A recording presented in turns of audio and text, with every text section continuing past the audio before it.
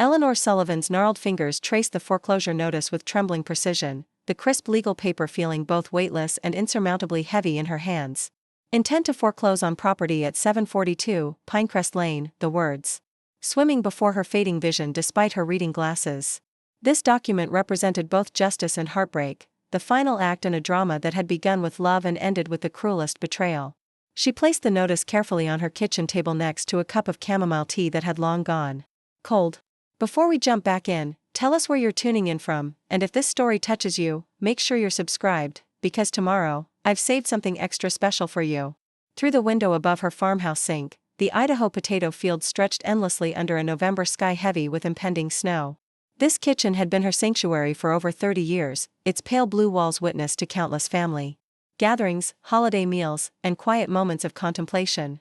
Now it felt like the last refuge in a world that had stopped making sense, each familiar object a reminder of her strength in the face of ingratitude. The phone call she was about to make couldn't wait any longer. Eleanor had rehearsed what she would say during her morning garden work, practicing the words while she trimmed her rose bushes and fed the birds that frequented her well-tended yard. She needed to be simple, straightforward, and unemotional, a reasonable explanation from a mother-in-law to the man who had betrayed her trust so completely. Eleanor pulled her daughter Melissa's contact card from the magnetic strip on her refrigerator, though she knew the number by heart. Melissa had insisted she keep it there 5 birthdays ago, in case of emergencies, she'd said gently, though they both knew Eleanor had never been one to ask for help. Her hand trembled slightly as she dialed, the tremor a recent development that reminded her daily of her advancing age. At 73, Eleanor had survived the loss of her beloved husband Thomas, raised 2 children to adulthood, and built a modest fortune through decades of careful saving and shrewd investment in local real estate. But nothing had prepared her for the words her son-in-law had hurled at her 3 weeks ago, words that had sliced through her heart with surgical precision. The phone rang twice before Melissa answered, her voice harried and distracted. "Mom? Is everything okay?" Eleanor noted the immediate assumption that something was wrong, the default expectation that her calls meant trouble. When had that happened? When had she become someone who only called with problems rather than joys? "I'm fine," she said, though it wasn't entirely true. "Is Richard there? I need to speak with both of you." "He's right here. We're just getting the kids ready for soccer practice. Can it wait until tonight?" "I'm afraid it can't," Eleanor said, her voice steadier than she expected. "This won't take long." She heard muffled conversation, then Richard's voice came on the line, the speakerphone giving his words a hollow quality that seemed fitting. "Eleanor, what's going on? We're kind of in a hurry here." Eleanor closed her eyes, summoning the strength she'd built during sleepless nights since that fateful Sunday dinner. "I've decided to foreclose on your house," she said simply. The silence that followed was absolute. She could almost see them freezing in place, soccer cleats and water bottles forgotten in their hands. "What did you just say?" Richard's voice had lost its hurried edge, replaced by a dangerous stillness. "You heard me correctly. I've filed the paperwork with my attorney. You'll be receiving official notice tomorrow, but I wanted to tell you myself." "Mom, what are you talking about?" Melissa's voice broke through, high and panicked. "You can't foreclose on our house." "Actually, I can," Eleanor replied, her tone matter-of-fact. "When I paid off your mortgage last year, the agreement we signed transferred the deed to me, with you making payments directly to me instead of the bank. You've missed the last 3 payments, which constitutes default under our agreement. We've been a little behind, but we were going to catch up," Richard interjected, anger beginning to edge his words. "You know things have been tight since I started the new business." "Yes, I'm aware," Eleanor said. "Just as I was aware 3 weeks ago when you told me that I don't contribute anything meaningful to this family and that I'm just a burden waiting to happen." She heard Melissa's sharp intake of breath. "Richard didn't mean that, Mom. He was stressed about the business, he meant every word." "Melissa," Eleanor interrupted, the memory still fresh and painful. "He looked me in the eye across the dinner table I'd prepared for all of you and told me that my generation just takes and takes. That after a certain age, people like me become parasites on the younger generation." "Eleanor, I was upset," Richard's voice had shifted to the conciliatory tone she'd heard him use with difficult clients. "You know how I get when I'm worried about money. I say things I don't mean." Preparing and narrating this story took us a lot of time, so if you are enjoying it, subscribe to our channel, it means a lot to us. Now back to the story. "The problem, Richard, is that I think you did mean it. And it made me realize something important." Eleanor paused, gathering her thoughts. "For the past 30 years, I've structured my entire life around supporting this family. I've babysat your children while you built your career. I paid for half of your first house. I covered Emily's braces when your insurance wouldn't. And last year, I paid off the remaining $276,000 on your mortgage so you could pursue your dream of starting your own business." She took a deep breath, her voice gaining strength as she continued. "And yet somehow, in your mind, I contribute nothing. I'm just waiting to become a burden. So I've decided to take you at your word and stop contributing. The foreclosure proceedings will begin next week. You have 30 days to either pay the outstanding balance in full or vacate the property." "Mom, you can't be serious." Melissa was fully crying now. "What about the kids? Where will we go?" The mention of her grandchildren, Emily, Zach, and little Nathan, nearly broke Eleanor's resolve. She loved those children fiercely, had been there for every milestone, every triumph and disappointment. But she couldn't continue to support a household where she was so fundamentally disrespected. "You might consider downsizing to an apartment," Eleanor said, keeping her voice level despite the storm of emotions in her chest. "It would be a valuable lesson for the children about living within one's means." "This is insane." Richard's voice had lost all pretense of diplomacy. "You're punishing your own daughter and grandchildren because your feelings got hurt? This just proves everything I said about your generation, selfish to the core." Eleanor felt a flash of white-hot anger, but suppressed it quickly. "My decision is made. I've scheduled a meeting with my attorney tomorrow to finalize the paperwork. I suggest you do the same." "Eleanor, wait," Richard began, but she had already ended the call. The kitchen fell into silence, broken only by the soft ticking of the antique wall clock Thomas had restored decades ago. Eleanor sat motionless. At the table, the foreclosure notice still beneath her fingertips. She'd expected to feel vindicated, triumphant even, but instead felt a hollow ache spreading through her chest. The phone began ringing almost immediately. Eleanor watched it vibrate across the table but made no move to answer. She needed time to process what she'd just done, to convince herself it was the right choice when every maternal instinct was screaming otherwise. Outside, the first snowflakes of winter began to fall, dusting the fields with white. Eleanor watched them swirl in the wind, each one unique and fragile, just like the relationships she'd spent a lifetime nurturing. The foreclosure would devastate Melissa and the children, she knew that. But Richard's words had revealed a truth she could no longer ignore, that despite everything she'd sacrificed, everything she'd given, she was still seen as worthless. A burden. A parasite. The memory of that Sunday dinner 3 weeks ago rose unbidden, vivid and painful. They'd gathered at Eleanor's farmhouse as they did twice monthly, a tradition she'd maintained since Thomas's death 5 years earlier. She'd prepared Richard's favorite pot roast, set the table with her best china, and even made a special gluten-free dessert for Emily, who was going through one of her periodic dietary restrictions. The conversation had been pleasant enough through the main course, centered around the children's activities and Melissa's recent promotion at the hospital where she worked as a nurse administrator. But when coffee was served, Richard had broached the subject of his struggling business venture, a high-end sporting goods store that catered to the wealthy tourists who frequented Idaho's ski resorts. "The timing couldn't be worse," he'd complained, running a hand through his prematurely graying hair.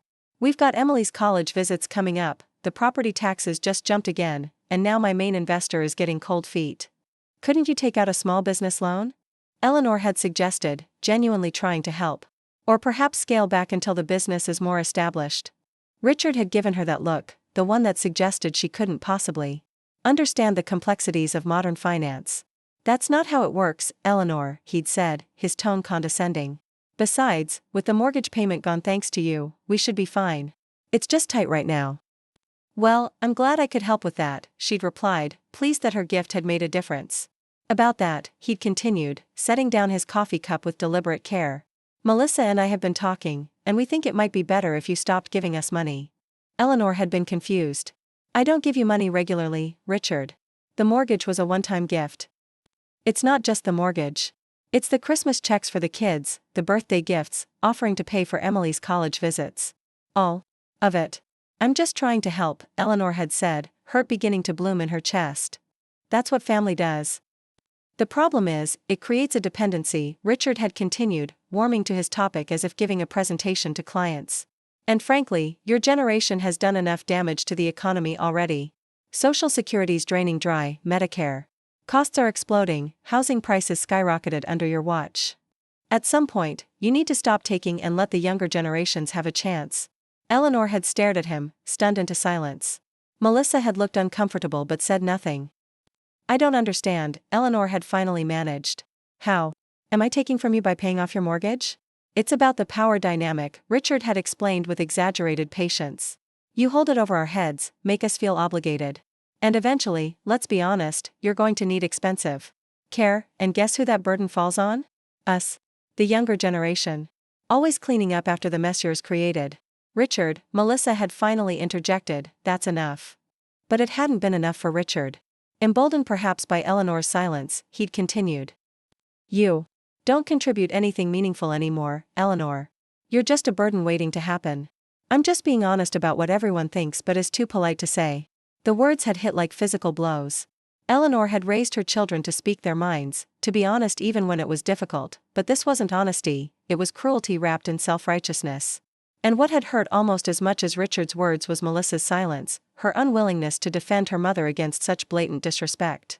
Eleanor had excused herself shortly after, claiming a headache. The family had left with awkward goodbyes, Richard seemingly oblivious to the damage he'd caused, Melissa avoiding her mother's eyes. Now, 3 weeks later, having received no apology or acknowledgement, Eleanor had made her decision. If she truly contributed nothing of value, then she would stop contributing altogether. Starting with the house she'd so generously paid for. The phone had stopped ringing, but a text message appeared on the screen. From Melissa, Mom, please answer. We need to talk about this. Eleanor ignored it. There would be time for talking later, after they'd had a chance to absorb the reality of their situation. After they'd felt even a fraction of the hurt she'd been carrying since that Sunday dinner. She rose slowly from the kitchen table, her joints protesting the movement after sitting so long in one position. Age was catching up with her, despite her best efforts to stay active and independent. Richard wasn't entirely wrong, someday. She might need care, might become the burden he already considered her to be. But that day wasn't today. Today, she was still Eleanor Sullivan, widow of Thomas Sullivan, mother of Melissa and Benjamin, grandmother of 3, and owner of 4 properties in Rockwell County, including the one her daughter and son-in-law currently occupied. Eleanor moved to the window, watching as the snow began to accumulate on her garden beds. The rose bushes she'd so carefully tended were already covered in burlap for winter protection, another lesson Thomas had taught her in their 50 years. Together, prepare for harsh conditions before they arrive, and you'll weather any storm. Am I doing the right thing, Thomas? She whispered to the empty kitchen. There was no answer, of course, just the continued ticking of his beloved clock. Eleanor had loved being a grandmother, had treasured the special relationship she'd built with each grandchild. Emily at 16 was whip-smart and ambitious, already researching colleges with strong pre-med programs. Zach at 12 was quieter, more introspective, with a talent for drawing that reminded Eleanor of Thomas. And little Nathan, just 7, still crawled into her lap for stories when the family visited, his small hand often finding hers when they walked together. The foreclosure would hurt them, too. They might not understand why their beloved grandmother had suddenly turned against their family. Richard would surely paint her as the villain, the selfish old woman who'd thrown them out of their home on a petty whim. Doubt began to creep in, a familiar companion in the years since Thomas's passing. Without him to confirm her judgments, to bolster her confidence in difficult moments, she sometimes found herself second-guessing even her most carefully considered decisions. But then Richard's words echoed again in her mind, you don't contribute anything meaningful anymore.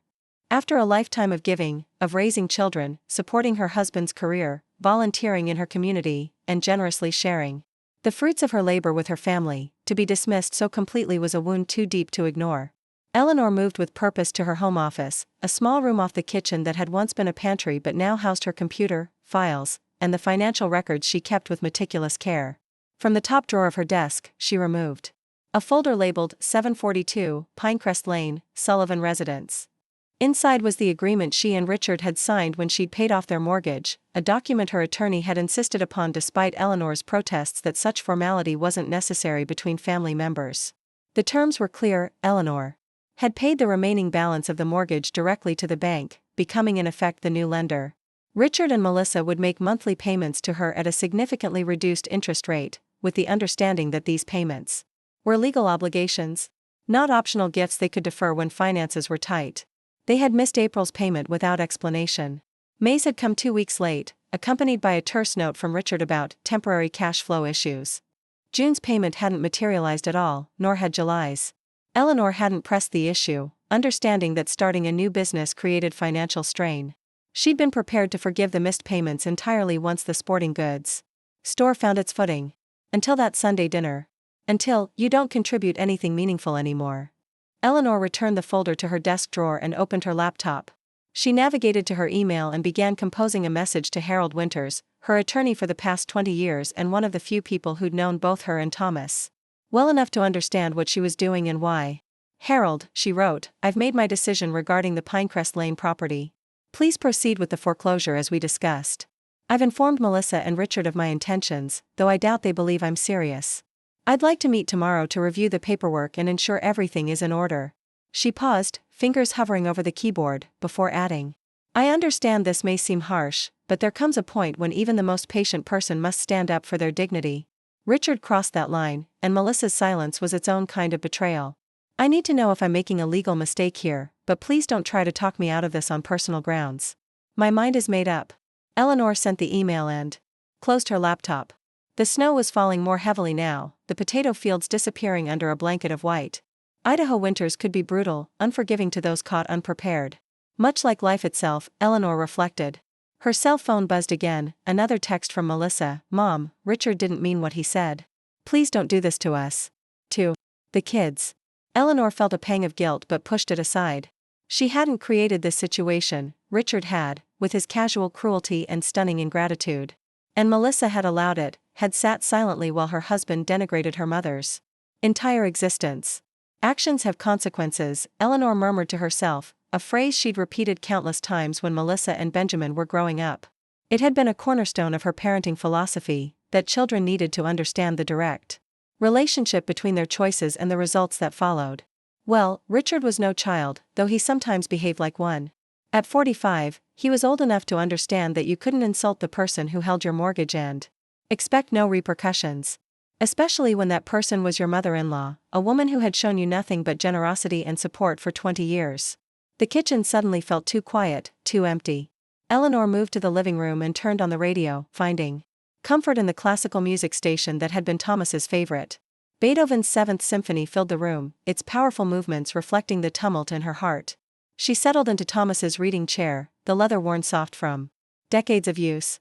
From this spot, she could see the family photographs that lined the mantelpiece, Melissa and Benjamin as children, her wedding to Thomas in 1969, more recent images of the grandchildren at various milestones. One photo in particular caught her eye, Richard and Melissa on their wedding day, 20 years ago. Richard had been different then, or perhaps she simply hadn't seen him clearly. Ambitious but kind, driven but respectful.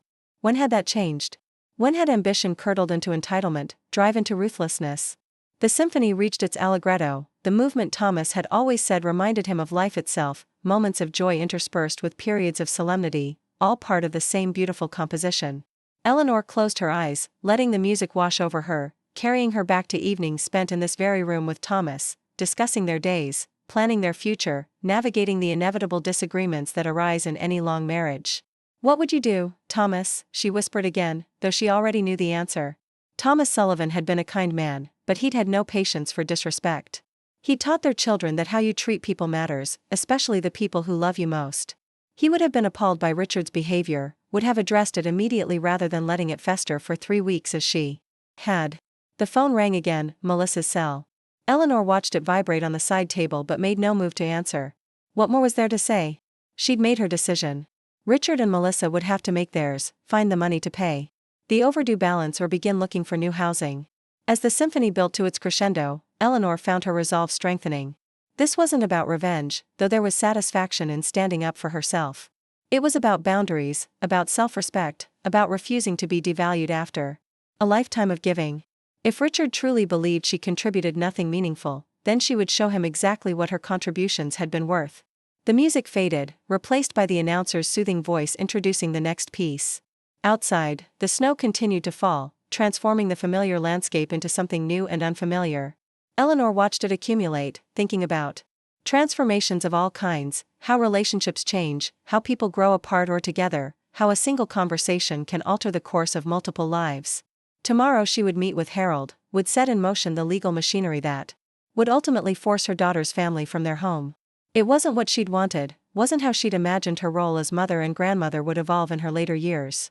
But Richard had forced her hand with his cruel dismissal, and Melissa had sealed their fate with her silence.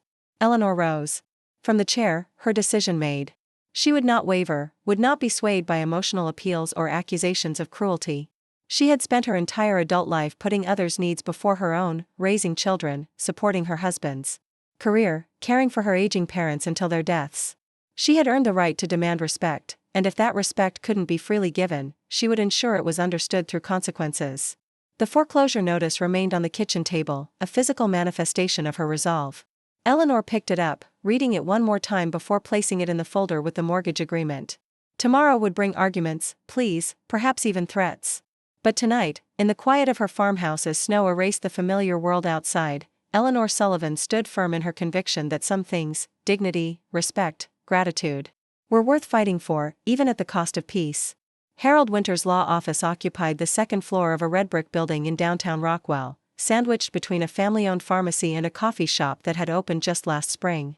Eleanor climbed the narrow stairs carefully, one hand gripping the railing that Harold had installed specifically for his older clients. Her leather portfolio was clutched tightly against her side, containing all the documents related to the Pinecrest Lane property. The waiting room smelled of lemon polish and fresh coffee, legal books lining walnut shelves from floor to ceiling. Eleanor had dressed with particular care today, her navy blue suit, the pearl earrings Thomas had given her for their 40th anniversary, her silver hair arranged in the neat twist she'd worn to church for as long as she could remember. Mrs. Sullivan, Harold's receptionist, greeted her with a warm smile. "Mr. Winters is expecting you. Can I get you some coffee?" "No, thank you, Janet," Eleanor replied, noting how the young woman had matured since starting as Harold's assistant. 5 years ago. Time moved relentlessly forward, changing everything in its path. Harold rose from behind his mahogany desk as Eleanor entered his office, extending both hands in greeting. At 68, he was one of the few professionals in town who hadn't yet retired, his sharp mind and commitment to his clients keeping him engaged when many of his contemporaries had moved to sunnier climates. "Eleanor," he said warmly, "please sit down. How are you holding up?" She settled into the leather chair across from his desk, placing her portfolio on her lap. "I'm reserved, Harold. That's the best way to describe it." Harold nodded, studying her face with the careful attention of someone who'd shepherded clients through difficult decisions for over 40 years. He opened a thick file labeled Sullivan Properties, revealing documents that represented decades of careful planning and investment. "I've prepared the initial foreclosure paperwork," he said, removing several forms. "But before we proceed, I need to ask, have you considered other options? Perhaps a formal repayment plan, or transferring the property to a trust for your grandchildren?" Eleanor appreciated his thoroughness, his willingness to explore alternatives, but her mind was made up. "Richard made his feelings perfectly clear, Harold. He believes I contribute nothing meaningful to their lives. I'm simply taking him at his word." Harold removed his reading glasses, setting them carefully on the desk. "Eleanor, I've known you and Thomas for most of my adult life. I understand that Richard's words were deeply hurtful. But foreclosure is a serious step, one that will permanently alter your relationship with Melissa and possibly the grandchildren. My relationship with them was permanently altered the moment Richard spoke those words and Melissa sat silently by," Eleanor replied, her voice steady despite the pain that still flared when she recalled that Sunday dinner. "I've spent my life giving to my family, Harold. I deserved better than to be called a burden and a parasite." Harold's eyebrows rose. "He actually used those words?" "Not exactly, but the meaning was clear enough. My generation takes and takes. We're just waiting to become expensive problems for our children to solve." The bitterness she'd been suppressing crept into her voice. "After I paid off their mortgage. After I've been there for every school play, every soccer game, every time they needed emergency childcare. After I helped Melissa through nursing school when Thomas was still alive." Harold made notes on a legal pad, his expression carefully neutral. "And you've spoken to Melissa about this? Given her a chance to make amends?" "They've both called repeatedly since I informed them of my decision yesterday. I haven't answered. What's there to discuss?" Richard made his position clear, and Melissa's silence was its own kind of statement. "Sometimes people need time to process, to find the right words," Harold suggested gently. "In my experience, family conflicts are rarely simple. There are usually layers of misunderstanding, unmet expectations on both sides." Eleanor opened her portfolio and withdrew the mortgage agreement. "This isn't about misunderstanding, Harold. The agreement is clear. They've missed 3 payments with no formal explanation or request for accommodation. Legally, I'm within my rights to foreclose." "Legally, yes," Harold agreed, taking the document. "But families operate on more than legal frameworks, Eleanor. You know that better than most." His words stirred something uncomfortable in Eleanor's chest. Of course, families were more than legal contracts, they were bound by love, history, shared experiences. But wasn't respect part of that unwritten agreement? Wasn't gratitude? I've made my decision, she said firmly, closing her portfolio with a decisive snap. If you're uncomfortable proceeding, I can find another attorney. Harold held up a placating hand. That won't be necessary. I'm simply doing my job by ensuring you've considered all angles. If you're certain this is what you want, I'll file the paperwork today. I'm certain, Eleanor said, though a small voice in the back of her mind whispered otherwise. Harold nodded, turning to the foreclosure documents. The process will take approximately 90 days, assuming they don't contest it. They'll have 30 days from receipt of the notice to cure the default, meaning they would need to pay all outstanding amounts plus penalties. If they fail to do so, we'll proceed to the next phase. The clinical description of the process that would ultimately force her daughter's family from their home should have disturbed Eleanor more than it did. Instead, she felt a curious detachment, as if she were discussing someone else's family, someone else's heartbreak. What about the grandchildren? Harold asked, his pen paused above the documents. Have you considered how this might affect them? The question pierced Eleanor's armor. Emily, Zach, and Nathan, innocent bystanders in this conflict between adults. They would be confused, hurt, possibly even turned against her depending on how Richard and Melissa explained the situation. They'll adapt, she said, more harshly than she intended. Children are resilient. And perhaps it's a valuable lesson about appreciating what you have while you have it. Harold looked unconvinced but continued filling out the forms. I'll need your signature on several pages, he said, sliding the documents across the desk. Take your time, read everything carefully. Eleanor appreciated his professionalism, his refusal to further question her decision once she'd made it clear. As she signed each page, she thought about the home she was reclaiming, the 4-bedroom colonial on Pinecrest Lane that Richard and Melissa had purchased 12 years ago, when Emily was just 4 and Zach a newborn. She'd helped with the down payment then too, though Richard had insisted on repaying that amount in full, his pride still intact in those earlier days. She remembered Sunday dinners in that dining room, birthday celebrations in the backyard, Christmas mornings watching the children open presents in front of the fireplace. All those memories would now be tainted by this conflict, this final breakdown of trust and respect. There, she said, signing the last page. It's done.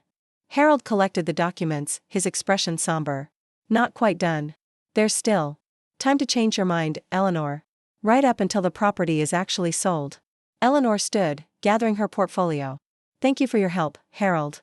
Please let me know when the official notice has been delivered. As she turned to leave, Harold spoke again. Thomas would want you to be sure, Eleanor. He always believed in second chances. The mention of her late husband stopped her at the door. Thomas also believed in standing up for yourself, she replied without turning around. He wouldn't have wanted me to accept disrespect from anyone, especially family. Outside the law office, the morning sun had burned away the previous night's snow, leaving only small patches in shaded areas. Eleanor stood on the sidewalk, breathing in the crisp Idaho air, feeling strangely untethered. She had set something irrevocable in motion, had taken a step that couldn't easily be undone. Her cell phone vibrated in her purse, Melissa again, no doubt. 12 missed calls since yesterday's conversation, plus numerous text messages she hadn't read. Eleanor silenced the phone without checking it. She wasn't ready for that conversation, wasn't prepared to hear Melissa defend Richard or plead for understanding. Instead of heading directly home, Eleanor found herself walking toward Rockwell's small downtown park. The spring flowers were in full bloom, tulips and daffodils creating bright patches of color against the green grass. She settled on a bench facing the playground, watching as young mothers supervised their children on the swings and slides. She'd brought Melissa to this same park decades ago, had pushed her on those same swings, had bandaged scraped knees and dried tears over playground disputes. Later, she'd done the same with Emily, Zach, and Nathan, continuing the cycle of nurturing that had defined her life. A young mother struggled to manage a toddler and an infant nearby, the older child making a break for the street while she adjusted the baby's hat. Without thinking, Eleanor rose and gently intercepted the escaping toddler, guiding him back toward his mother. Thank you, the young woman said, relief evident in her voice. I swear he moves faster than light sometimes. They all do at that age, Eleanor replied with a smile. It gets easier. Does it? The woman laughed, bouncing the fussing infant. Right now it feels like I'll never sleep or shower properly again. You will, Eleanor assured her. And then one day you'll blink and they'll be grown, with children of their own. The young mother studied Eleanor's face. You sound like you know from experience. A daughter, 2 grandchildren, and a step-grandson, Eleanor confirmed. The time goes faster than you can imagine. Are you close with them? Your daughter and grandchildren? The innocent question landed like a blow. Yesterday, Eleanor would have answered unhesitatingly in the affirmative. Today, we're working through some things, she said finally. Family relationships can be complicated. The young woman nodded as if this was profound wisdom. My mother and I barely speak. She didn't approve of my husband, and I chose him over her objections. Sometimes I wonder if I made the right choice. Did you? Eleanor asked, suddenly curious about this stranger's life, this parallel story of mothers and daughters and difficult choices. The young woman looked at her children, the toddler now happily digging in the sandbox, the infant finally quiet against her shoulder. Most days, yes. He's a good father, works hard to support us. But sometimes. She trailed off, then shook her head. Family should be forever, shouldn't it? That's what makes the conflict so painful. Yes, Eleanor agreed softly. That's exactly what makes them so painful. She bid the young mother goodbye and continued her walk, the conversation lingering in her mind. Family should be forever. But what happened when that family inflicted wounds too deep to heal? What happened? When respect was lost, when the fundamental understanding that should exist between generations was broken. Eleanor found herself in front of St. Mark's Episcopal Church, where she and Thomas had attended services for over 40 years. Without conscious decision, she climbed the stone steps and entered the empty sanctuary. The familiar smell of beeswax. Candles and old hymnals welcomed her, the colored light from the stained glass windows casting patterns across the wooden pews. She slid into her usual seat, third row on the right, where she'd sat beside Thomas every Sunday for decades. After his death, she'd continued to occupy the same spot, leaving an empty space beside her as if saving it for a companion who would never return. I thought I might find you here, a quiet voice said from behind her. Eleanor turned to find Reverend Miller, the young pastor who'd taken over St. Mark's 2 years earlier. In his early 40s, with prematurely gray hair and kind eyes, he'd proven to be a thoughtful spiritual leader despite his relative youth.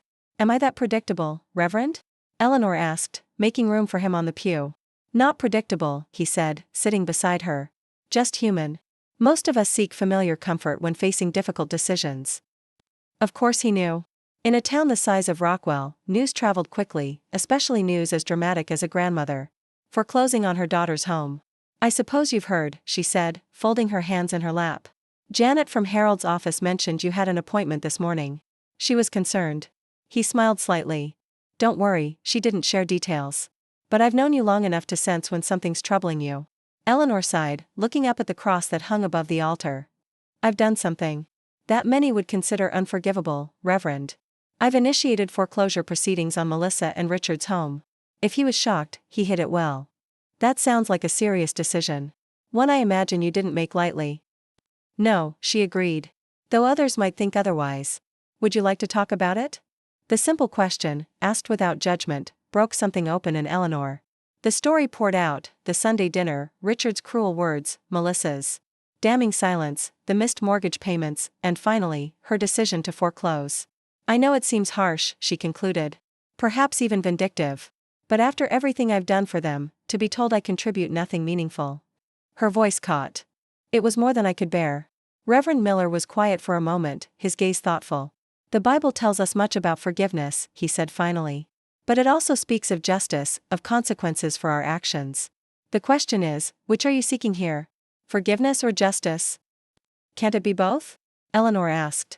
Can't I forgive them eventually but still require that they face the consequences of their disrespect? It can be both, he agreed. But forgiveness often comes easier when it's not preceded by punishment. This isn't punishment, Eleanor insisted. It's simply the natural outcome of their choices. They chose to disrespect me, to dismiss my contributions. They chose to miss payments without explanation. I'm just allowing the consequences to unfold. I see, Reverend Miller said, though his tone suggested he wasn't entirely convinced. And what about Melissa? You mentioned Richard's words, but it seems your daughter's silence hurt you just as deeply.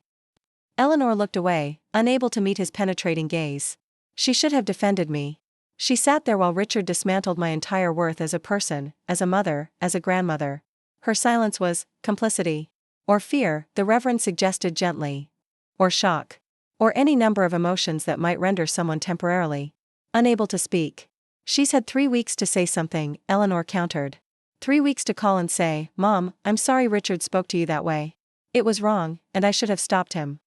Has she tried to call? Eleanor felt heat rise in her cheeks. Yes. Repeatedly since yesterday. But it's too late now. The damage is done. Is it? Reverend Miller asked. Is it ever too late to heal a relationship, especially one as fundamental as mother and daughter? His question stirred uncomfortable doubts in Eleanor's mind. Was she being too harsh, too absolute in her judgment? Had she given Melissa a fair chance to explain her silence, to make amends? I don't know, she admitted. I only know that I can't continue to support people who so fundamentally disrespect me. That's understandable, Reverend Miller said. Self-respect is important. But so is mercy, Eleanor. So is the capacity to allow people the space to learn from their mistakes without losing everything in the process. They sat in silence for several minutes, the church's peaceful atmosphere enveloping them. Finally, the Reverend spoke again. Whatever you decide, know that this community is here for you. My door is always open if you need to talk further. Thank you, Reverend, Eleanor said, genuinely grateful for his non-judgmental presence. After he'd excused himself to prepare for an afternoon meeting, Eleanor remained in the pew, considering his words. Mercy. Space to learn from mistakes. The possibility that Melissa's silence had stemmed from emotions other than agreement with Richard's cruel assessment. Was it possible she'd misinterpreted her daughter's reaction? Was it possible there was more to this story than she'd allowed herself to see? The church door opened, letting in a shaft of bright sunlight that momentarily blinded Eleanor. When her vision cleared, she was stunned to see Melissa standing in the aisle, her face drawn with worry and lack of sleep. Mom, she said, her voice barely above a whisper. Janet told me I might find you here. Eleanor straightened her spine, instinctively armoring herself against the confrontation she'd been avoiding. Melissa. What are you doing here? Looking for you, Melissa replied, taking a tentative step forward. You won't answer your phone. You won't respond to texts. What choice did I have? I think I made my position clear yesterday, Eleanor said, her voice cooler than she felt. Mom, please, Melissa said, sliding into the pew beside her. You can't really mean to foreclose on our home. The children's home. I meant exactly what I said, Eleanor replied, though sitting herein the church where Emily, Zach, and Nathan had been baptized, her resolve felt less certain. Richard made his feelings about my contributions perfectly clear. I'm simply respecting his assessment by withdrawing those contributions. Richard was wrong, Melissa said quietly. What he said was cruel and untrue, and I should have stopped him immediately.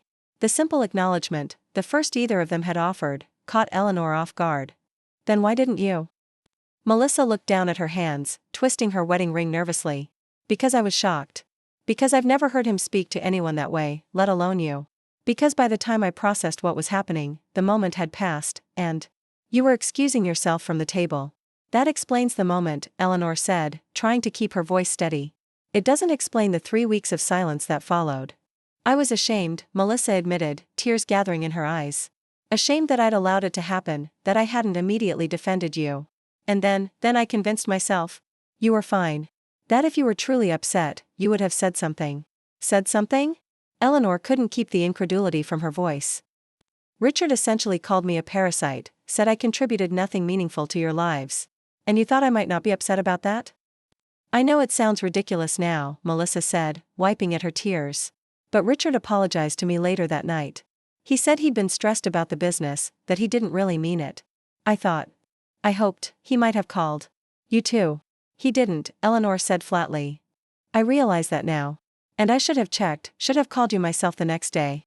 But the longer I waited, the harder it became. And then when you called yesterday about the foreclosure. Melissa's voice broke. Mom, please don't do this. Our home. The children. Eleanor felt her carefully constructed anger beginning to crack in the face of her daughter's distress. This was Melissa, her only daughter, the child she'd raised with such love and hope. The idea of causing her pain, even in the pursuit of justice, suddenly seemed less righteous than it had in Harold's office. Your husband made it very clear how he sees me, Eleanor said, but her tone had softened. As a burden, a taker rather than a giver. Perhaps he's right, perhaps I've overstepped, been too involved in your lives. No, Melissa said firmly. That's not true at all. We need you, Mom. The children need their grandmother. I need my mother. She reached for Eleanor's hand. Richard was wrong. So wrong. And I was wrong to stay silent. But please, don't punish all of us for our mistakes.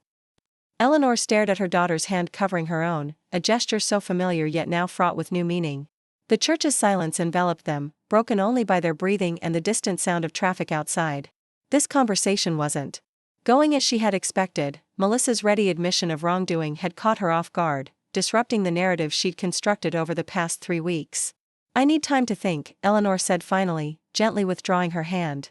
"This isn't a simple situation that can be resolved with one conversation." "I understand," Melissa said, though disappointment shadowed her face. "But please, at least, come talk to the children. They're confused, Mom. They keep asking why Grandma won't answer the phone." The mention of her grandchildren sent a wave of guilt through Eleanor's chest. She'd been so focused on her hurt, on Richard's cruelty, that she'd pushed aside thoughts of how her actions would affect Emily, Zach, and Nathan. "What have you told them?" she asked. "The truth, that we had a disagreement. That grown-ups sometimes need space to work through problems." Melissa hesitated. "I haven't told them about the foreclosure. I can't bring myself to explain that. Their grandmother is taking away their home." The word stung, designed to cut through Eleanor's defenses. "That's not fair, Melissa.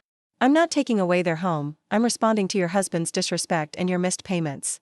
Mom, the business has been struggling. You know that. We were going to catch up on the payments as soon as things stabilized." "You should have told me that," Eleanor replied, "instead of simply not paying without explanation." "You're right," Melissa conceded. "We should have been upfront about the financial situation." Richard was embarrassed. He didn't want to admit the business wasn't doing as well as he'd hoped. "Pride," Eleanor said, understanding dawning.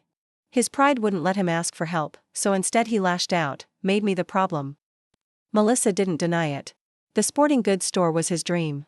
When his main investor backed out, something broke in him. "He's not himself, Mom.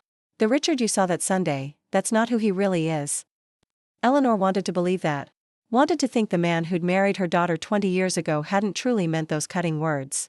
But the memory was too fresh, the wound too raw. "I need to speak with him directly," she decided. "Not about the foreclosure, not yet. But about what happened that Sunday." Relief flooded Melissa's face. "He wants that too. He's ashamed, Mom. He just doesn't know how to make it right." "I'm not promising anything," Eleanor cautioned. "I'm just agreeing to a conversation. That's all I'm asking for," Melissa said.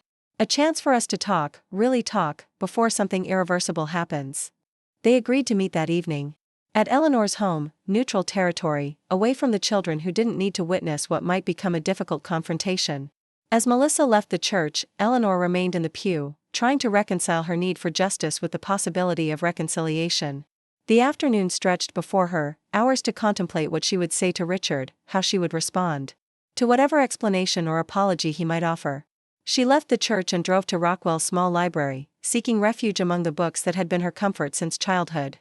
Ms. Abernathy, the head librarian who'd held that position since Eleanor was a young mother bringing Melissa for story time, greeted her warmly. "Eleanor. I haven't seen you in weeks. Are you well?" "Just navigating some family matters," Eleanor replied, appreciating the familiar normalcy of the library's hushed atmosphere. "I thought I'd lose myself in a good book for a few hours."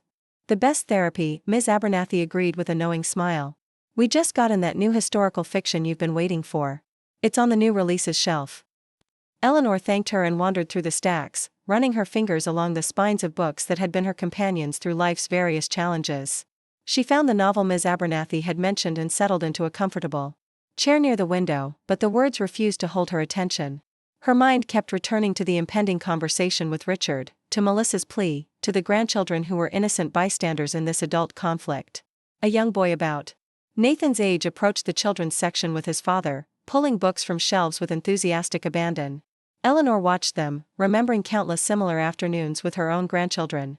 Nathan was just learning to read independently, approaching each new book with determination and wonder. Zach preferred graphic novels, consuming them at a rate that kept Eleanor constantly searching for new series to feed his appetite for stories.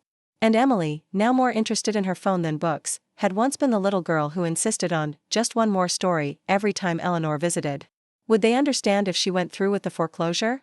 Or would they simply see a grandmother who had turned against them, taken away their home out of spite?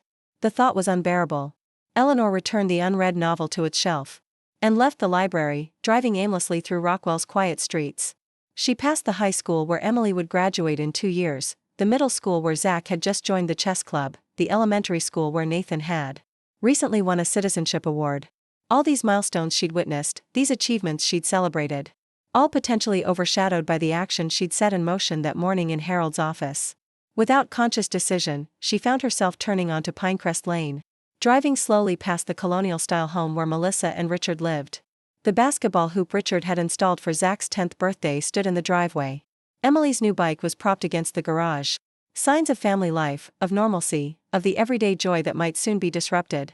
Eleanor drove on before anyone could notice her car, her heart heavy with doubt. Was she really prepared to take this away from them?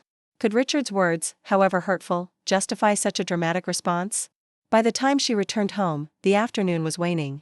Eleanor moved through her house with nervous energy, straightening pillows that didn't need straightening, brewing tea she didn't drink. At precisely 6 o'clock, the doorbell rang. Richard stood on her porch, alone, his face a mask of discomfort. And what appeared to be genuine contrition.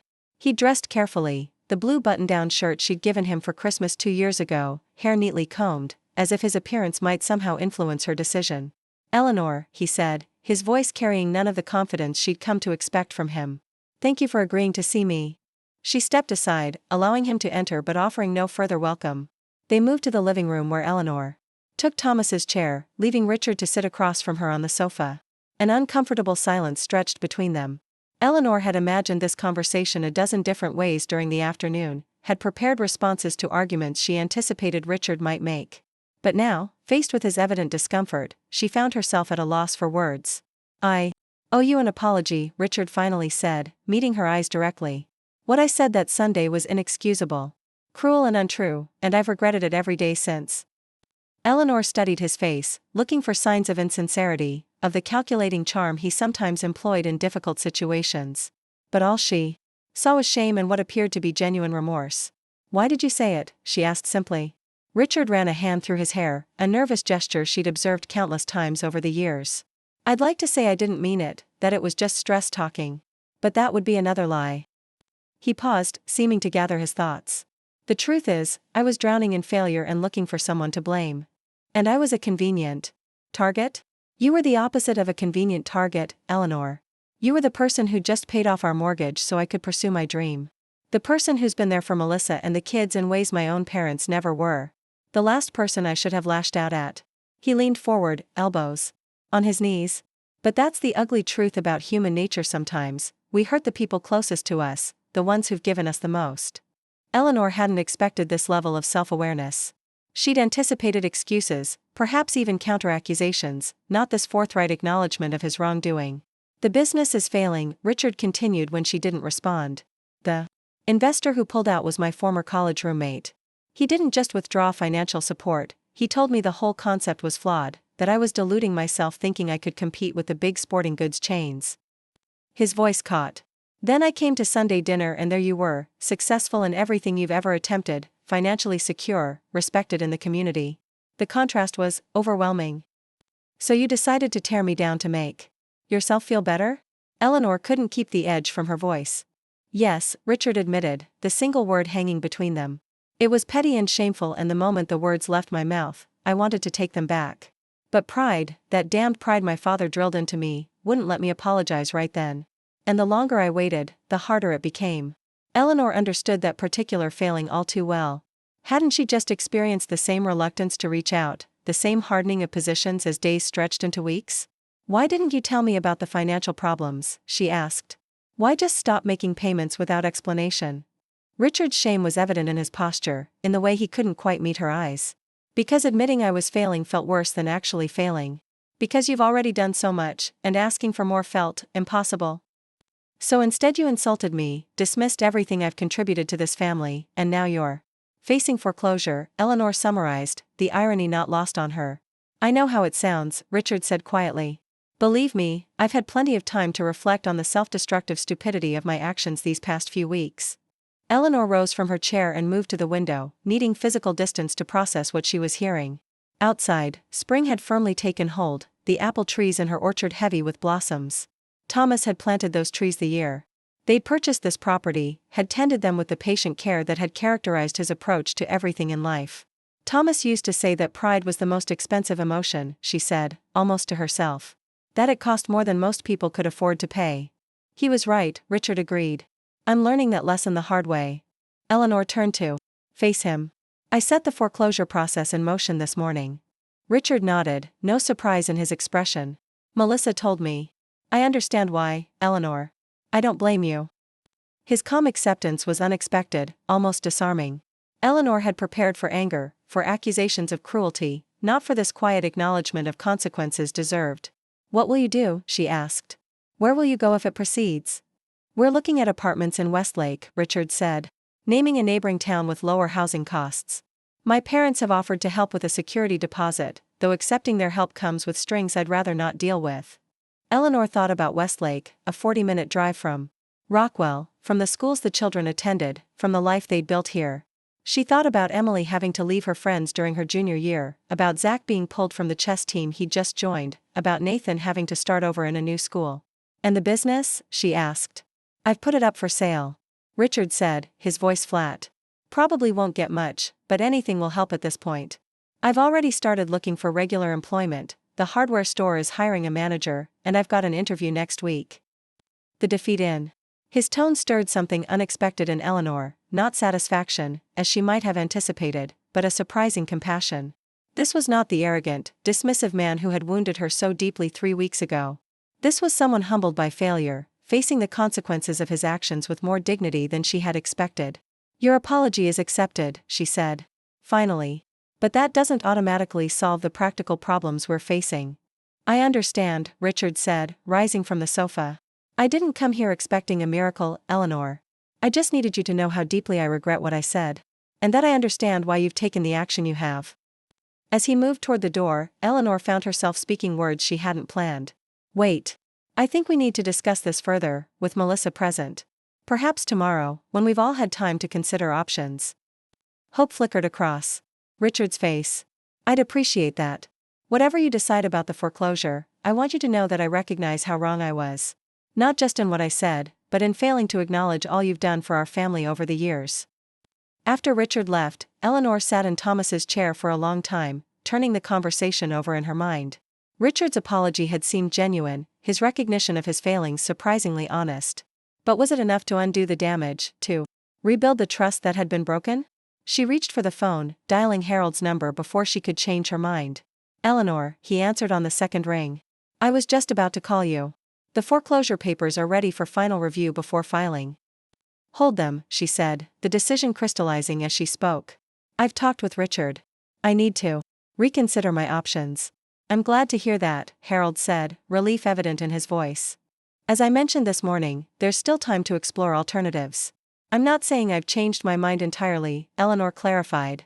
But I've agreed to further discussion with both Richard and Melissa. I'd like to know what alternatives might be available to us. Of course, Harold said.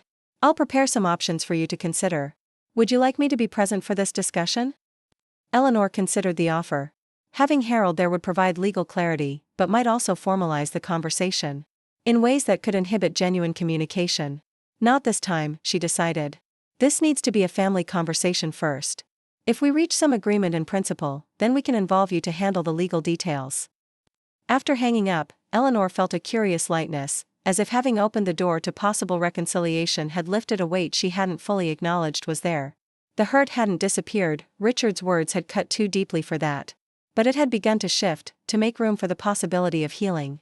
She moved to the kitchen to prepare a simple dinner, the familiar routine of chopping vegetables and measuring ingredients soothing in its normalcy.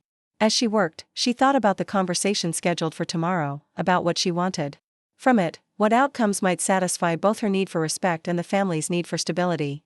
Eleanor was setting her plate on the table when the doorbell rang again, unexpected, as she wasn't anticipating any visitors. She opened the door to find Emily standing on the porch, her 16-year-old face a study in determination. Emily, Eleanor said, surprised. Does your mother know you're here? No, Emily admitted, shifting nervously from foot to foot. I borrowed Dad's car after he got home. I need to talk to you, Grandma. Eleanor stepped aside, allowing her granddaughter to enter.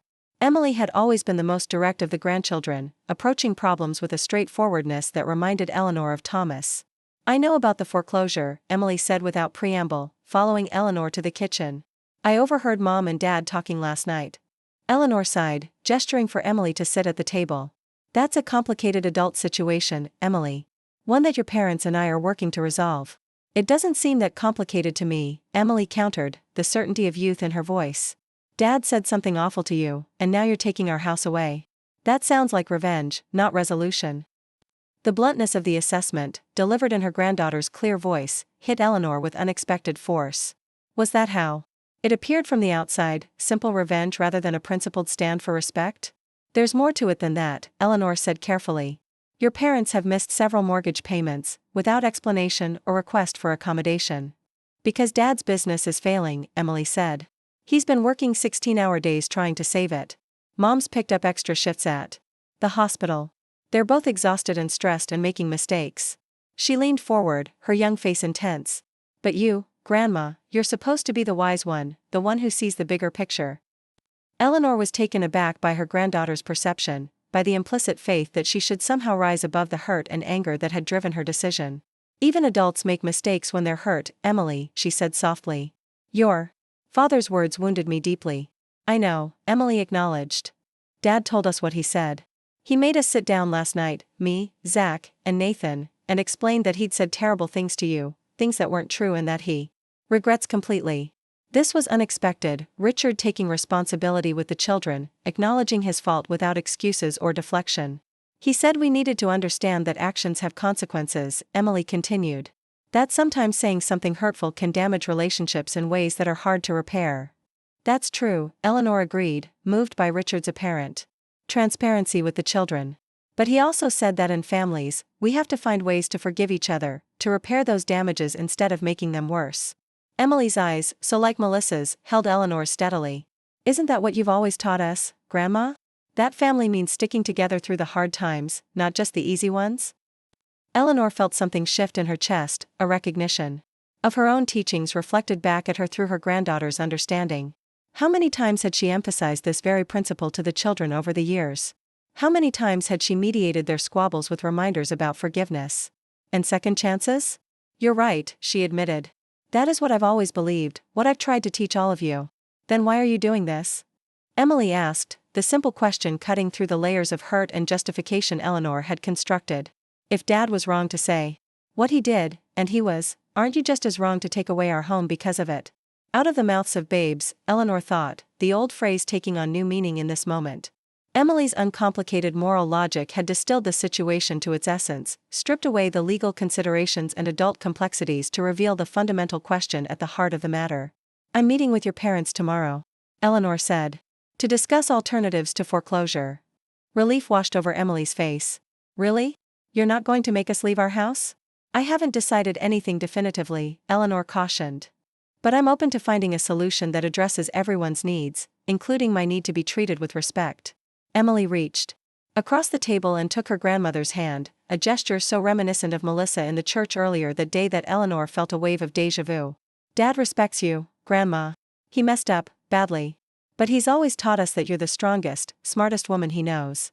That's why he was so ashamed after what happened, because he knows better than anyone how wrong he was. The simple statement, delivered with the absolute conviction only a teenager could muster, penetrated Eleanor's defenses in a way that Richard's formal apology hadn't quite managed. Perhaps because it came from Emily, untainted by adult agendas or self-interest. Perhaps because it revealed a private assessment Eleanor had never heard directly from Richard himself. Thank you for coming to talk to me, she said, squeezing Emily's hand. It was brave of you to drive over here on your own, to speak up for your family. I just couldn't stand the thought of losing our home, Emily admitted. Or of losing you, Grandma. This fight between you and Dad, it feels like we're all being torn apart. No one is losing anyone, Eleanor assured her. Whatever happens with the house, I will always be your grandmother. That doesn't change. But it would change, wouldn't it? Emily persisted with the piercing insight that occasionally emerged from her adolescent self-absorption. If you went through with the foreclosure, if we had to move away, things would never be the same between any of us. The truth of this observation settled over Eleanor like a weight.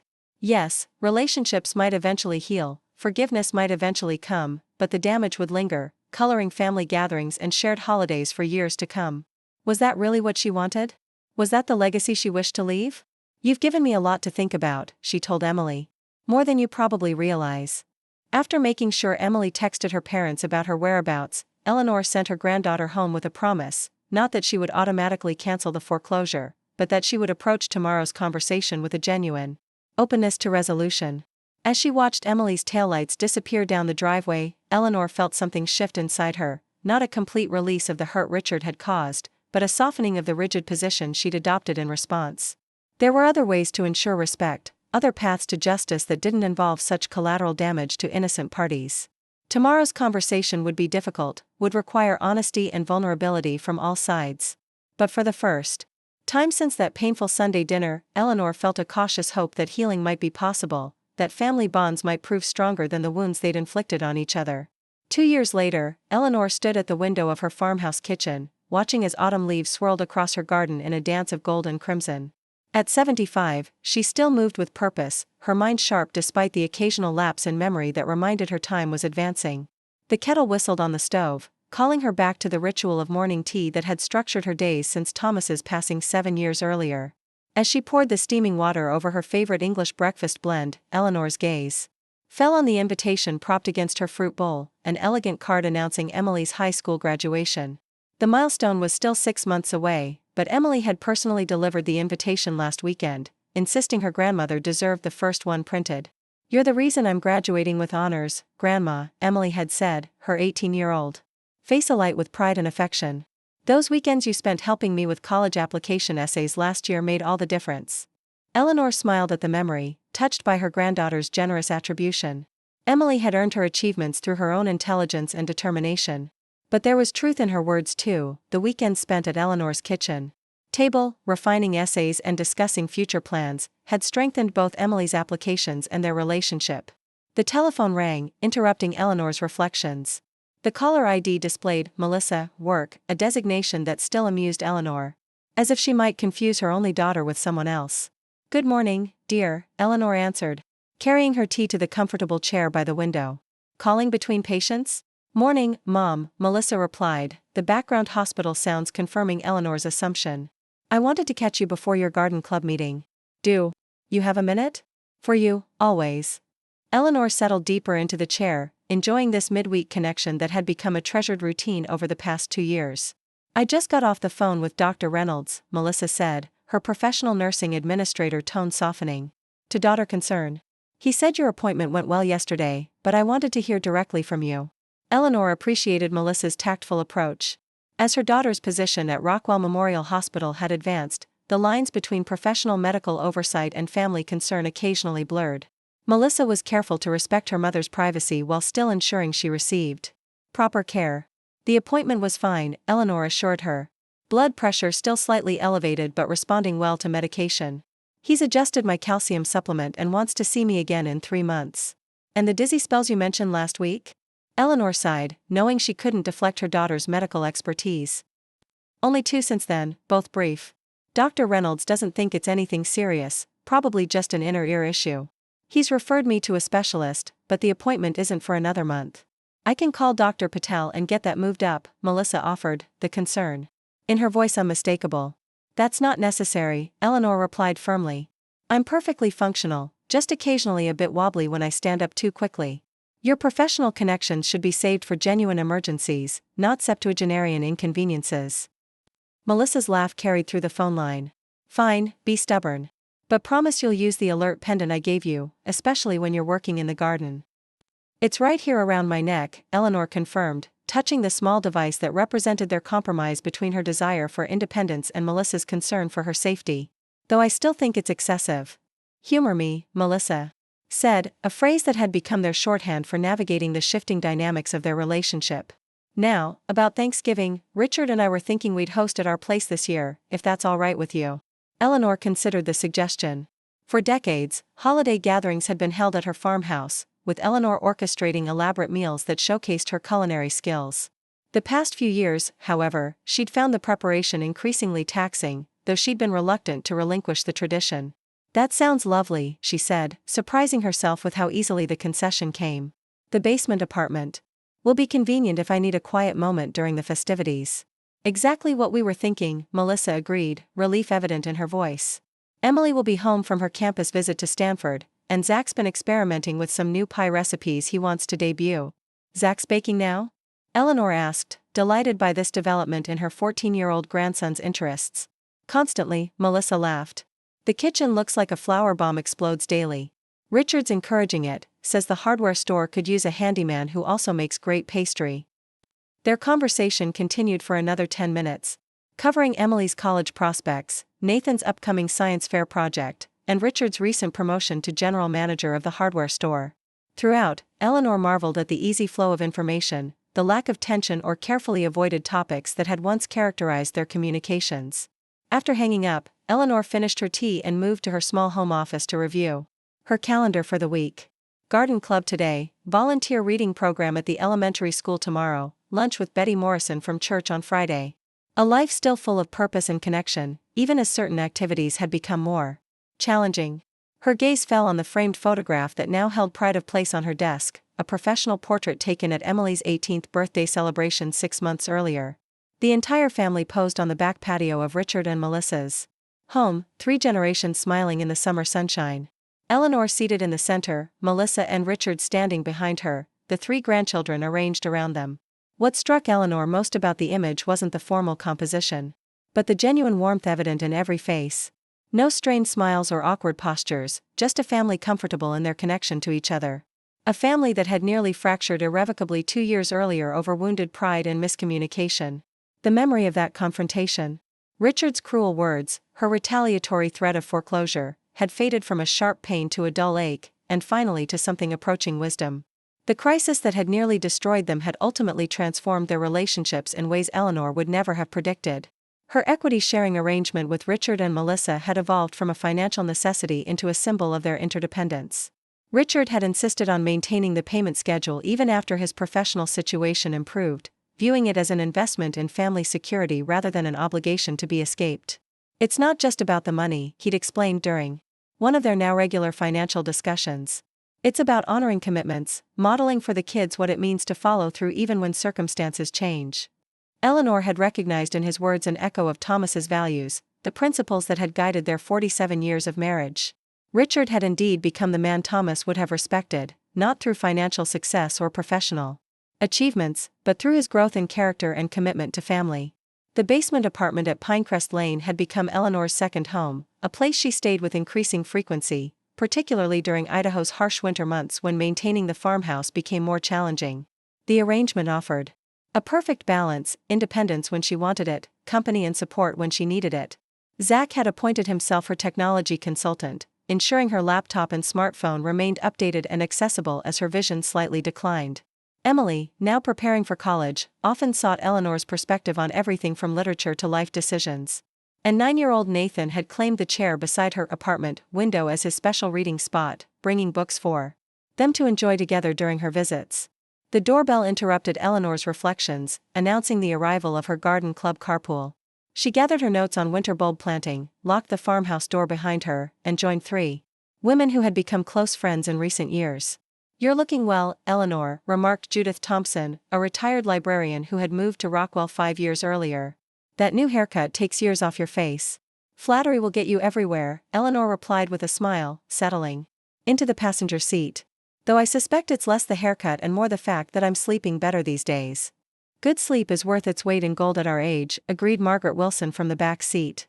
At 82, she was the eldest of their group and fond of dispensing wisdom gleaned from her additional years. Nothing more precious than peace of mind when the day ends. Peace of mind. The phrase lingered with Eleanor as they drove to the community center where their garden club met monthly. That was the true gift of the past 2 years, not just the practical arrangements with her family, but the profound sense of security that came from knowing her place in their lives was valued, her contributions recognized, her needs considered. The garden club meeting focused on preparing perennial beds for winter, a topic Eleanor had mastered decades earlier but still enjoyed discussing.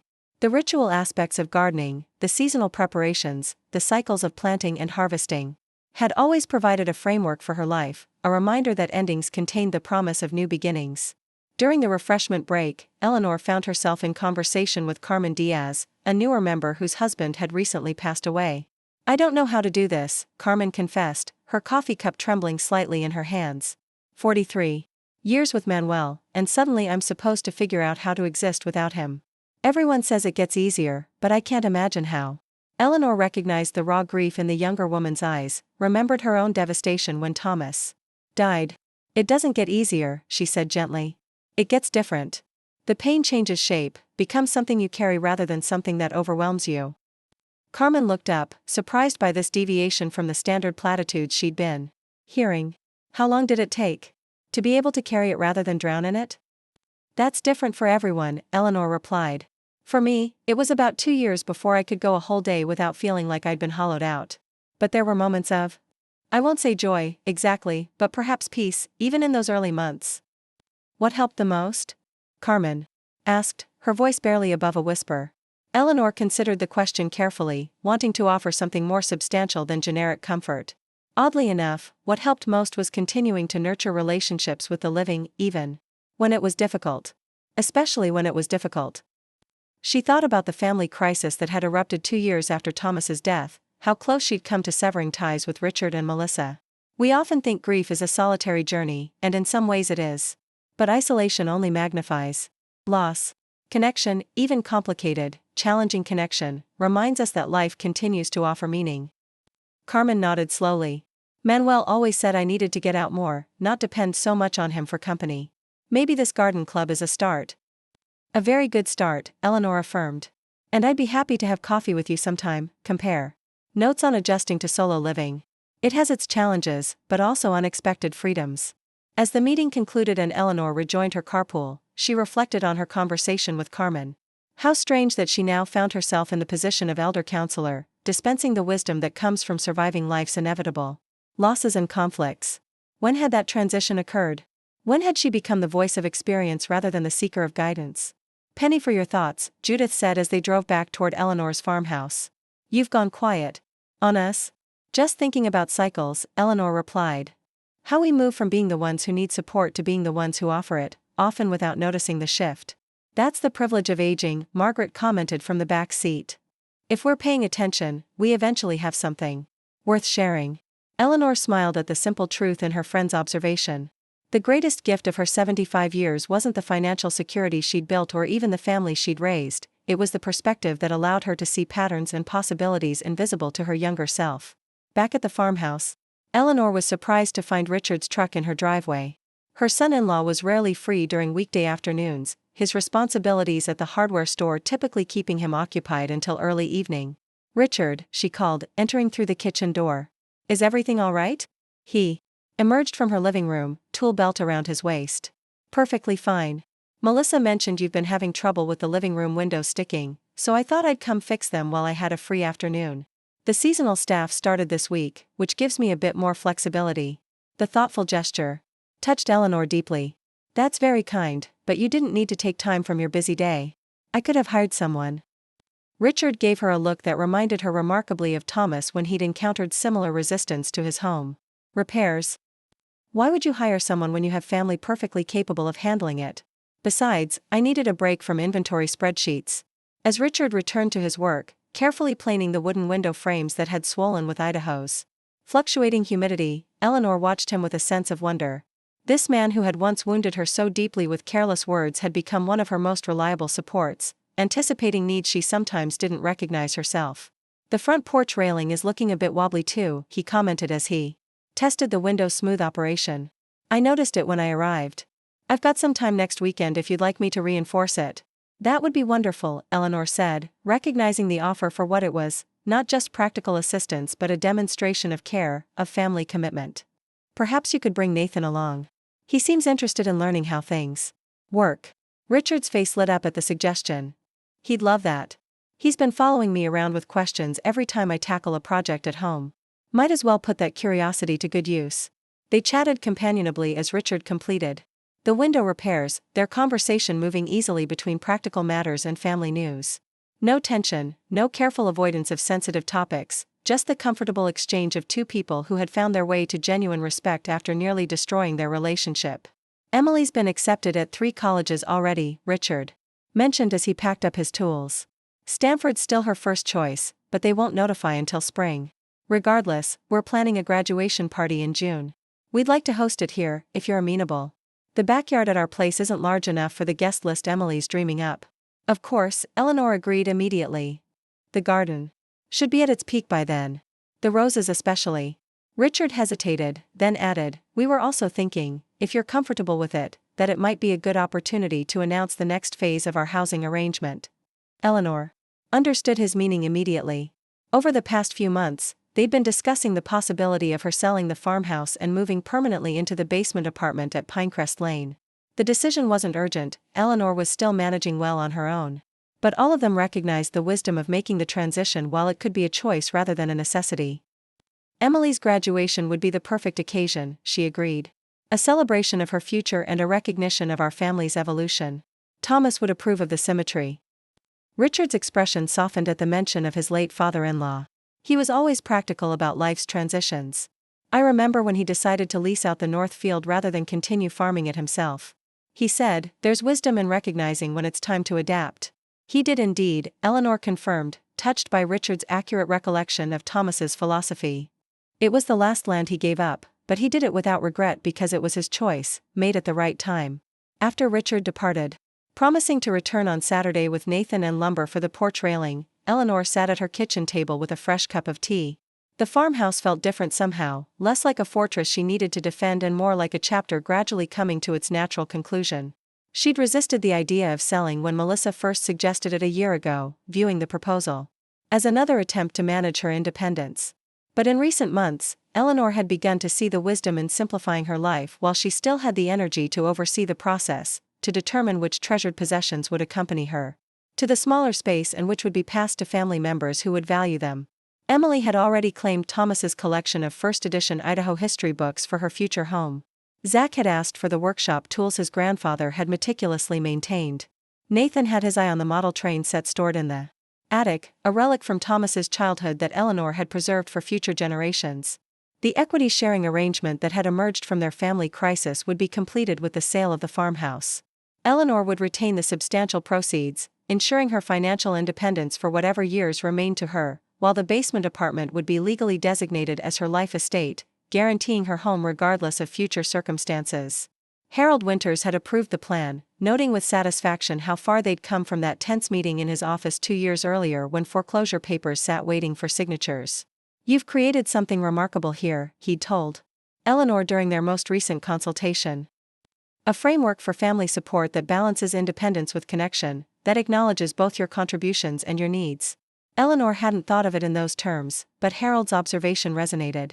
What had begun as a crisis response had evolved into a thoughtful approach to aging within a family context, one that honored everyone's dignity while acknowledging their interdependence.